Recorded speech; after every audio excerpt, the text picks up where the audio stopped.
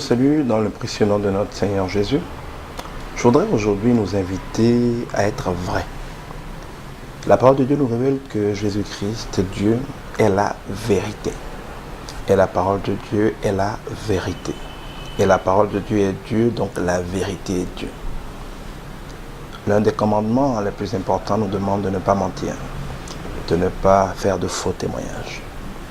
Il y a un grand problème quand nous mentons, quand nous disons le contraire de la vérité. Mais contrairement à ce que l'on pense, le plus grave, ce n'est même pas de dire aux autres le contraire de la vérité. C'est parfois de se convaincre soi-même du contraire de la vérité. Beaucoup de gens ont tellement menti qu'ils finissent par prendre leur mensonge pour de la vérité. Vous savez, à force de répéter tout le temps un mensonge, d'abord par le pouvoir de la parole, ce mensonge devient vérité.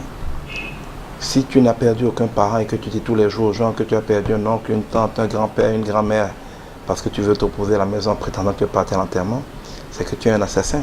Parce que quand tu déclares que quelqu'un qui vit est mort, tu es en train de prophétiser sa mort. Quand ton enfant n'est pas malade et que tu dis qu'il est malade pour ne pas aller au boulot, tu es en train de prophétiser la maladie de ton enfant. La vie et la mort sont au pouvoir de la langue. Si un sorcier dit que ton enfant est mort, tu vas dire qu'il t'a maudit et c'est vrai. Parce qu'en disant que ton enfant est mort, il appelle la mort sur ton enfant. Mais quand toi-même le parent, pour différentes raisons cupides ou idiotes, tu ouvres ta bouche pour dire que ton enfant est mort, soit en mentant, ou alors parfois certaines maladies, ou certaines, par exemple, ton enfant fait une petite fièvre, puis tu commences à crier au secours, au secours, mon enfant est mort, mon enfant est en train de mourir. Mais tu es une assassine, tu es un assassin. Parce que la vie et la mort sont au pouvoir de la langue. Notre langue a un pouvoir redoutable. C'est pour ça que Dieu dit que le faible dise je suis fort.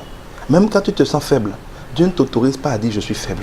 Dieu dit que la faiblesse est toujours une situation provisoire, créée par Satan pour t'intimider. La vérité, c'est que tu es fort. Nous sommes forts par Christ qui nous fortifie. Nous pouvons tout par Christ qui nous fortifie.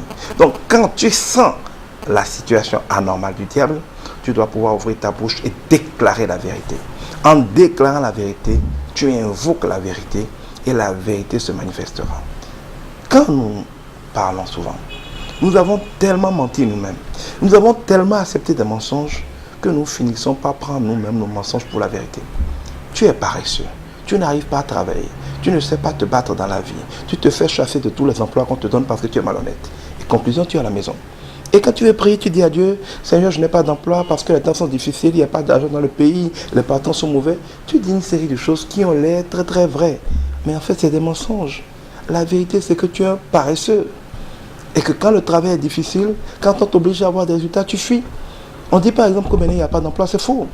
Il y a plein d'emplois, mais il n'y a pas des gens prêts à travailler, prêts à donner des résultats. Plein de gens sont prêts à payer pour des gens qui vont créer des résultats. Mais il y a peu de personnes capables de créer ces résultats. Quand nous disons par exemple que nous sommes malades, c'est un mensonge. Et Dieu m'a fait le même reproche moi-même. À un moment, j'avais des problèmes de santé. Je priais, ça ne disparaissait pas. À un moment, Dieu m'a dit, mais tu pries en mentant? Je dis, mais comment, Seigneur? Je fais tout pour ne pas mentir. Il dit, oui, mais quand tu dis que tu es malade, tu mens. J'étais surpris. Je dis, mais lis la parole de Dieu. La parole de Dieu est la vérité. Ma parole est la vérité. C'est moi qui ai tout créé et c'est ce que je dis qui est vrai. J'ai dit dans ma parole que par les meurtrissures de Christ à la croix, tu es guéri. Que je me suis déjà chargé, c'est au passé que c'est conjugué, de toutes tes maladies et de toutes tes infirmités. J'ai dit, bien-aimé, je veux que tu sois en bonne santé. Et je dis que l'esprit qui est arrivé avec Christ entre les morts est en toi et vivifie ton corps mortel. Quand tu mets tout ça ensemble, il est évident que la vérité, c'est que tout enfant de Dieu est en bonne santé. Quand tu sens une maladie, quand le docteur te déclare une maladie, que tu as les symptômes d'une maladie, ce n'est qu'un mensonge. Le mensonge vient de Satan. Jésus nous dira, c'est le père du mensonge. La vérité ne s'est jamais trouvée en lui.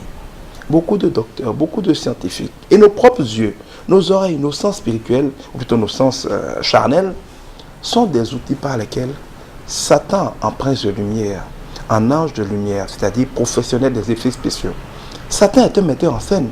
Quand tu regardes un film, alors que l'acteur est vivant, dans le scénario, on voit l'acteur mourir, on l'a poignardé, on l'a tué, on l'a coupé en deux. Bon, quand tu regardes le film, tu crois que c'est vrai. Parce que par la mise en scène, on t'a convaincu que c'est vrai. Mais ce n'est pas vrai, là, tu es dans sa maison, il est en train de bien manger, de bien boire. Il est avec sa femme, on l'a payé. On l'a payé. Et par des effets spéciaux, on t'a fait croire qu'il est mort. Satan est dans le monde l'expert en effet spécial. Il sait donner l'impression de la maladie, donner l'impression de la pauvreté, donner l'impression de l'incapacité. Mais le problème, c'est que ce ne sont que des mises en scène. Si tu oublies la vérité, si tu ne te rappelles pas ce que Dieu a dit, chaque fois que Satan va faire ses mises en scène dans ta vie, tu vas prendre ces mises en scène pour la vérité et tu vas les transformer en vérité. Il y a des gens qui sont devenus paralysés comme ça. Ils se sont réveillés un jour, leurs pieds n'ont plus bougé. Au lieu de déclarer que ça marche, ils se lèvent et qu'ils marchent, ils ont déclaré je me suis paralysé, ils m'ont atteint, et puis ils ont dit des bêtises comme ça. La vie et la mort sont au pouvoir de la langue. Apprenons à utiliser notre langue. Évitez de dire des mensonges. Et il y a des mensonges qui ressemblent à la vérité. Évitez de mentir aux autres, évitez de mentir à Dieu, évitez de vous mentir vous-même. Et sachez que la vérité, ce n'est pas ce qui paraît. Ce n'est pas ce qui semble, c'est ce qui est. Ce qui est dans la parole de Dieu. La vérité est dans la Bible. Tout ce qui n'est pas conforme à la Bible est faux. Ce qui est conforme à la Bible est vrai. Dire la vérité, c'est dire ce que Dieu a dit. Tout ce qui dans ta vie est contraire à ce que la Bible dit est un mensonge. Refuse-le. Quand tu auras balayé tous les mensonges de ta vie, tu verras que ta vie sera la vie d'un enfant de Dieu béni. Que Dieu te bénisse.